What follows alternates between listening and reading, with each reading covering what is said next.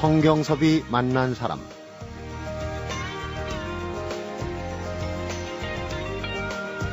오늘날 마흔의 남자들은 겨우 마련한 내 집, 또 힘들게 부양해야 하는 가족들, 몸바쳐서 일하는 직장, 망하지는 않을까, 혹시 쫓겨나지 않을까 불안한 마음으로 살아가는 아플 수도 없는 이들입니다. 성경섭이 만난 사람, 오늘은 마흔 이후 30년 연구하는 국내 유일의 서드에이지 전문가시죠. 아플 수도 없는 마흔이다의 저자 이의수 소장을 만나봅니다.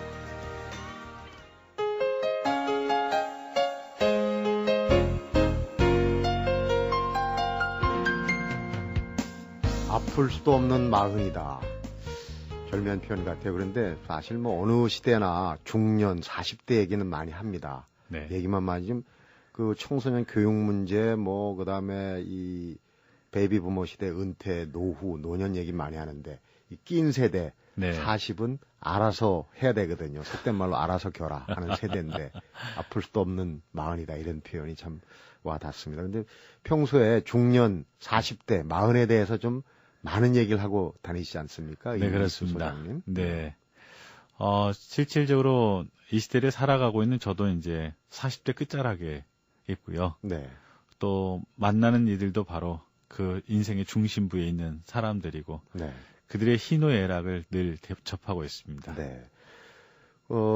이 소장님 뵈면서 좀 여쭤봐야 되겠다 생각한 게 네. 서드 에이지, 네. 뭐 제3의 나이라고 예. 번역을 해야 될지 하고 그다음에 평생 교육 박사 예. 학위를 갖고 계세요. 네네. 그런 학위가 있는지 전 처음 알았습니다. 실질적으로 이제 한국 사회가 벌써 고령화 사회가 되었거든요. 네. 실은 중년이라는 단어가 등장한 지가 불과 얼마 안 됩니다. 한 20년 정도. 그런가요? 그렇죠. 네. 왜냐하면 환갑잔치 얼마 전까지 했는데 지금 환갑잔치 사라진 지가 한 10년밖에 안 되거든요. 없어졌죠. 거의 없어졌죠. 예, 네. 이제 불과 그게 한 10년이거든요. 그만큼 한국 사회에 이제 그 평균 연령이 늘어났고 사회가 급격하게 변한 건데 바로 이제는 그 한국의 대학도 바뀌어가고 사회도 바뀌어간 것이 초고령화 사회로 가면서 평생교육학이라는 네. 학문의 장르가 굉장히 중요한 영역으로 열려져 가게 됩니다. 그렇군요. 그리고 이제 그 분야 속에서 가장 중요한 컨텐츠 중에 하나가 바로 서드 에이지에 대한 것이죠. 바로 노인 교육에 관한 영역들입니다. 서드 에이지가 이제 노인층을 얘기하는군요. 그러니까 노인에 진입하는 단계죠. 그러니까 네. 퍼스트 에이지는 약 한 20대 초반까지를 이야기합니다. 그래서 이때는 배움을 위한 단계로 이야기를 하죠. 그래서 네. 학업을 하고 그리고 25세에서 약 40세까지 또 뭐 45세까지도 잡기도 하는데 제2연령기 바로 네. 세컨 에이지라고 이야기를 하죠. 이때는 이제 일과 가정을 위한 단계인데 처음으로 직장을 갖고서 소득이라는 걸 갖게 되고요. 네. 그다음에 가정을 형성하죠. 그래서 공동체 속에 들어가서 자기 역할을 시작하는 단계. 그리고 이제 마흔 이후 30년을 우리가 서드 에이지라고 이야기를 합니다. 네.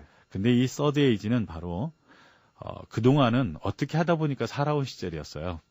뭐 우리가 보면 어떻게 이 일을 하시게 됐어요? 어떻게 하다가 보니까 그 대학에 가게 됐고 또 그 대학을 나오다 보니까 직장을 구하다 보니까 이 직장을 구했거든요. 네. 근데 마흔 이후의 30년은 바로 우리가 마흔이라는 나이는 내가 원하는 것, 내가 하고 싶은 것, 내가 할 수 있는 것을 가지고 주체적인 삶을 살아갈 수 있는 시기라는 것이죠. 네. 그래서 이 서드 에이지는 제2의 성장의 시기라는 것이죠. 네. 그리고 제2의 발달을 가져올 수 있는 기간으로서 인생의 어떻게 보면 프라임 타임이라고 이야기할 수 있는 기간이 바로 마흔 이후 30년입니다. 그렇군요. 공자님께서도 31입, 40부록, 네. 뭐 52순 이렇게 이제 시기를 좀 나눴는데 물론 네. 시대적으로는 차이가 그렇죠. 있지만은 예. 그런데 얼마 전에 인터뷰하면서도 어느 박사님이 그런 얘기를 하더라고요. 우리가 이제 평균 수명도 연장이 되고 네. 퇴직 후에도 계속 살아야 되기 때문에 교육이 그만큼 늘어난다. 예, 그래서 평생 교육 얘기를 하셨던 것 같아요. 네, 그래서 어떤 평생교육 내용을 시대가 된 네. 것이죠. 주로 가르치십니까? 그러니까 우리가 이제 살아가면서 보통 그동안 교육의 개념 그러면 유치원 교육, 그 다음에 학교 교육이 전부였습니다. 그거였죠. 예. 근데 요즘에는 이제 대학들도 서서히 평생교육센터가 세워졌고 각 지역의 평생교육센터들이 열려지기 시작을 했죠. 그래서 네.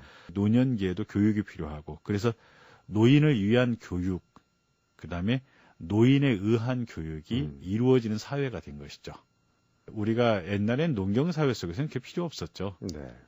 어떻게 보면 저는 요즘 사회를 바라보면서 노인에 의한 교육이 젊은 세대들에게 참 필요하지 않나라는 생각들을 많이 합니다. 옛날에는 이혼율도 참 적었잖아요. 이유가 가정 안에 이혼 방지 장치가 다 있었습니다. 그랬습니까? 동네에서 바람 피우면 금세 그 감지가 되거든요. 네. 그러면 큰아버지나 작은아버지가 와서 귀 잡아갖고 끊어. 그러면 끊고 정리가 되어졌고 네. 참고 살아라 하고 주변에서 잘 도와줬고 그랬거든요. 그리고 또 그 상대방한테 가서 드자비질도 해서 쫓아버리고. 예, 그러면 그리고 가족관계 내에 사회 안정 시스템이 다 되어져 있었어요. 네. 그런데 요즘 현대 사회는 나홀로 살아가는 외로움과 고독의 시대라는 것이죠. 그래서 현대 사회의 가장 무서운 질병이 바로 고립과 고독이라고 이야기를 하는데, 네. 현대 사회는 정말 너무 열심히 살아요. 근데 무엇을 위해 열심히 사는지 나도 모르게 열심히 살고 있다라는 거고요. 목적의식이 좀 네. 없는 거죠. 왜 돈 버십니까? 그런데 행복하게 살고 싶다고 이야기를 하거든요. 근데 뭐가 행복이세요? 물어보면 잘 모르겠는데요. 라고 이야기를 네. 하는 거죠. 그러니까 저는 제 자신이 요즘에 그런 생각들을 해봐요. 우리가 정말 행복한 것이 무엇인지 각자 찾아야 되겠고, 그리고 중년 이후의 삶이 좀 더 가족들과 함께, 그리고 내 인생의 의미와 가치를 찾아갈 수 있는 인생의 길들을 즐겁게 갈 수 있으면 좋겠다. 이런 마음들을 많이 갖습니다. 네. 그 중에서도 이제 그 마흔 이후 중년 네. 세대 또 네. 그 중에서 남자에 네. 주목을 하십니다. 지금 뭐 일간신문에 예. 고정 칼럼 상당히 인기가 있는 걸로 알고 있습니다. 네. 마흔 이후 남자의 생존법. 네. 생활법도 아니고 생존법입니다.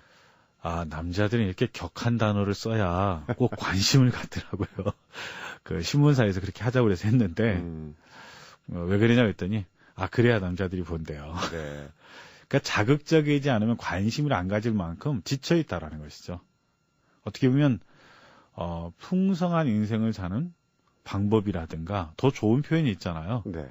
근데 마치 진짜 이 도시 빌딩 사이에서 생존을 위하여 몸부림치는 사람들, 그들이 남자처럼 인식되어지고 있고 스스로를 그렇게 표현하고 살아가는 시대에 우리가 살고 있다는 것이죠. 그러면은 지금 우리 동시대 네. 현재 대한민국의 40대 남자들은 어떻게 분석하고 있습니까? 군상들이 쭉 나올 텐데. 여러 가지 군상들이 있죠. 참 안타까운 세대라고 생각해요. 지금 40, 50대를 놓고 볼 수 있거든요. 네. 근데 너희들은 나처럼 살지 말라고 부모님들이 논에서 쌀 팔고 밭에서 나온 고추 팔고 소가 나온 송아지 팔아서 공부시킨 세대거든요. 네. 그래서 실제로 부모님하고 다른 세대를 살아갑니다. 그래서 농촌에 가보면 젊은 세대가 하나도 없죠. 60이 청년회 회장을 한다고. 그런 데 많아요. 예, 많죠. 그런데 요즘에 또 40, 50대들은 부모님과 다른 삶을 살라고 이야기하면서 공부하고 도해지로 보냈던 세대들이었는데 네. 자신들이 경쟁사회에 살아보니까 너무 힘든 거예요. 그래서 너희들도 나처럼 살지 말라고 또 다시 자녀들에게 이야기를 하기 시작했습니다. 대물림을 한 거죠. 예. 네. 그런데 옛날에 우리는 논에서 나는 쌀을 팔았고 밭에서 나는 고추를 팔았는데 요즘 40, 50대는 자신의 인생을 올인한다라는 것입니다. 네. 요즘 세대는 논을 팔고 밭을 팔고 소를 팔고 있다라는 것이죠. 그래서 지나온 삶의 모든 것들을 다 쏟아부어서 투자하지만 그래서 스스로 가시고기의 삶을 살아갈 수밖에 없는 세대가 바로 요즘의 40, 50대들. 네. 더 가슴 아픈 것은 누구도 그런 헌신과 수고에 대해서 격려하고 인정해주는 사람이 아무도 없다라는 것입니다. 가족 내에서도 사실은 소외되는 가장들이 많거든요. 그래서 요즘에 중년의 가장 큰 난제가 바로 배우자와 가족이라고 그러잖아요. 네. 그 아버지가 휴일날 딸하고 같이 놀면서 그랬대요. 야, 너 3대 학처가 누군지 아냐? 그랬더니 그 소크라테스 하네. 맞아. 그랬더니 또 하나 있지. 그랬더니 누군데? 성경 보면 있는데. 요배 하네. 그랬대요. 그랬더니 아빠가 하는 말이에요. 근데 세 번째 있어. 그랬더니 누군데? 멀지 않아 가까이에 있어. 짐작이 가시죠? 네. 야, 너는 니네 엄마도 모르냐? 라고 이야기한다는 거죠. 참 남자들이 인생에 있어서 가장 큰 좌절을 겪는 이유가요. 집에 문을 열고 들어갔는데 아무도 나를 반겨주는 사람이 없다라는 것이죠. 네. 나의 하루는 가족을 위한 하루였고 나를 위한 하루가 아니었는데 정말 가족들을 위해서 혼신을 다해서 애쓰고 들어갔는데 나를 맞아주는 아내가 없고 나를 인정해주는 자녀들이 없다라는 것에 아프다라는 겁니다. 네. 그러니까 책임과 의무감은 있는데 정말 자신을 위한 인생의 배려도 없고 그리고 자신의 수고를 인정해주고 격려해주는 가족도 없는 것에 실은 남성들은 참 아프고 힘들다고 이야기를 하는 것이죠. 스스로 그런 상황을 자처한 부분도 있습니다. 없지 않아 있어요. 제가 이제 남성들을 모아놓고 교육시키면서 그래요. 자, 집에 돌아갈 때 나를 가족들이 맞아주는 사람 하면 손드는 사람들이 있어요. 누구냐면 30대 초반들입니다. 네. 애기들이 어린 유치원 다니는 아이들. 그러면 40, 50대들이 그래요. 나도 옛날엔 그랬어. 아이들이 반겨줬고 함께 하려고 했었거든요. 근데 어느샌가 나의 피곤함이 그 아이들을 스스로 내가 밀쳐내기 시작했고 바쁘다는 말과 함께 내가 비껴가기 시작을 했죠. 곁을 내주지 않는 예. 거예요. 그러다 보니까 어느 날 내가 이제 아이들에게 들어가고 싶고 아이들과 함께하고 싶은데 아이들이 나를 받아들여주지 않는 거죠. 네. 한 방송국 차장이 실제로 있었던 일인데요. 자녀하고 대화한 지 너무 오래된 것 같아갖고 불렀대요. 야, 너 학교 생활 어떠냐 그랬더니 그 아들이 그러더래요. 조 차장은 회사 생활 어떠세요? 근데 할 말이 없더래요. 그래서 그랬대요. 야, 우리 밖에 얘기하지 말자. 뭐 할 얘기 없냐 그랬더니 없는데요. 들어가 공부해라. 네. 가정 생활이 회사 생활보다 힘들 수밖에 없어요. 그런 구조인데. 그렇죠. 실질적으로 리서치를 해보니까 불행하다고 느끼는 생활이 뭐냐 그랬더니 회사 생활이 제일 크게 나왔고요. 네. 행복하다고 여기는 생활이 뭐냐 그랬더니 가정 생활이었어요. 네. 저는 그걸 보면서 이런 생각이 들더라고요. 행복을 지키려다가 불행한 인생이 되어버린 사람들. 불행을 막기 위해서 노력하다가 행복을 미처 못 누리고 살아가는 사람들. 네. 저는 그게 한국의 40, 50대 남성들이 아닌가라는 생각을 해봅니다. 자, 남자 얘기를 이렇게 하다 보면은 예. 지금 듣는 분 중에서 예. 맞벌이로 더군다나 직장을 다니시는 그렇죠. 40대 여성분들이 무슨 배부른 소리냐. 아플 수도 없는 마흔이라 그러는데 이건 아프다는 얘기조차도 생각할 수 없는 마흔이다. 뭐 이렇게 좀 반론을 제기하는 분들도 있을 거예요. 실제로 그런 일이 있더라고요. 제 책을 가지고 남편이 위로받고 싶어갖고 집에 들어가서 그랬대요. 아플 수도 없는 마흔이래. 그랬더니 그 아내가 하는 말이 참 웃기고 있네. 나는 아플 생각조차도 못하는 마흔이다. 네. 맞벌이 부부들이 참 많이 힘들거든요. 그러니까 가사노동과 또 직장생활, 또 가정 안에서 일어나는 많은 일들에 대한 심리적 부담은 또 아내들의 몫이거든요. 그래서 실은 남성들이 지는 짐보다 그 짐을 훨씬 더 많이 지고 고생하는 사람들이 실은 맞벌이 부부들이에요. 네. 저는 요즘에 이제 그런 얘기를 합니다. 인생 공감. 왜 그렇게 맞벌이 하십니까? 라고 했더니 돈을 그렇게 특별히 많이 버는 것도 아니더라고요. 네. 근데 보니까 둘 다 고생했고요. 맞벌이 하는 동안 아이들은 소홀해서 엄마들은 또 죄책감이 있고요. 그런 부분이 있죠. 예. 저희 부부도 실은 맞벌이를 했거든요.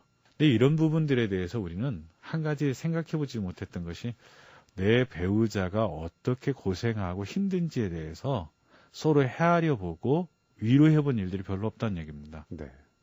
저는 요즘에 이제 아플 수도 없는 마흔이다라는 책을 내면서 부부들에게 그런 얘기를 들어요. 아, 남편이 이랬겠구나. 아내가 이랬겠구나. 이런 생각들을 같이 많이 하게 된다는 얘기를 듣습니다. 네. 얘기를 듣다 보면 사실 그럴 만한 이유가 있어요. 30대면 30대, 40대면 40대. 그 살아온 전력 때문에 이제 그런 결과가 나오는데. 그럼요. 얘긴즉슨 나이는 숫자에 불과하다. 이거는 정말 말은 그런데. 네, 맞아요. 내용은 괜히 하는 소리 같은 생각이 들어요. 나이만큼 실은 수고 안 한 인생이 없거든요. 다 고생했고, 다 수고했고, 다 어렵죠. 네. 그러니까 알고 보면 다 불쌍하다고 그러지 않습니까? 자, 마흔의 남자들에 대해서 네. 탐구를 좀 해보는 시간.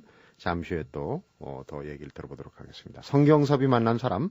오늘은 마흔 이후 30년을 연구한 국내 유일의 서드에이지 전문가시죠. 남성사회문화연구소 이의수 소장을 만나보고 있습니다.